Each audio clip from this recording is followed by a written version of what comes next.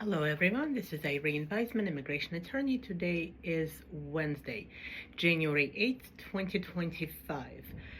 So our U.S. Congress is back in session from Christmas break, and the first bill that passed in the House yesterday is the Laken Riley Act. Normally, I don't like to discuss bills that just pass one chamber of Congress and not the other, but this is probably important, so not probably, this is important.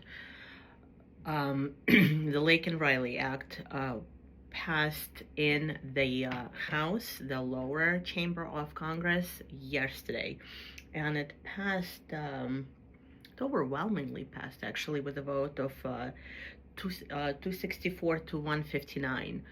And most likely on Friday, the vote is going to go to, to the Senate, and we'll see what happens there. There is a Republican majority in the House right now, and in 12 days, we're going to have a Republican president. So, we'll see how the passage of the bills is going to go. This particular bill had 48 Democrats who supported it. What does it do? It's actually pretty severe as far as immigration, consequences are concerned. What it does, it authorizes ICE to detain and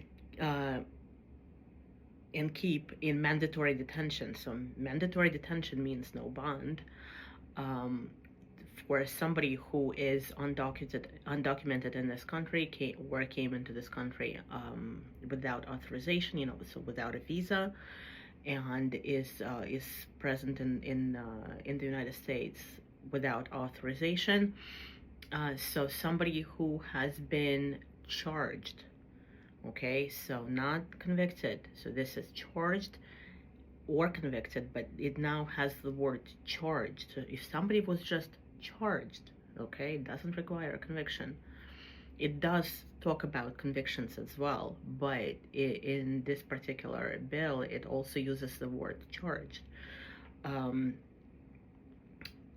If somebody was charged or convicted with burglary or theft or larceny or shoplifting, okay, so it authorizes ICE to detain them, keep them in mandatory detention, place them in removal proceedings, start the removal proceedings against that person.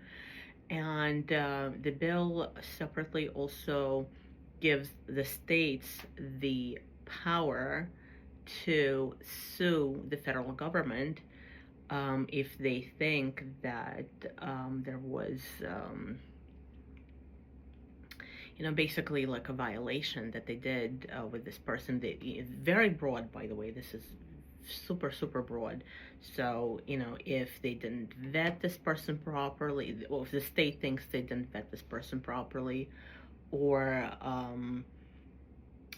when they released somebody when they shouldn't have released that person, many other things, basically just gives the states the authority to sue the federal government, for immigration related actions, basically. We'll see what happens in the Senate with this. I've read some materials. Some people are saying that the bill faces an uphill battle in the Senate, but somebody's saying that not really, because there is a Republican majority, and this bill does have some Democrat support. So I don't know. We'll see. I'll keep you posted on this. This is going to go up for a vote on Friday. If it does, and depending on what time of the day, I'll keep you posted, obviously. Okay? Have a great evening, everybody. Irene Weisman. We'll talk to you soon. Bye-bye.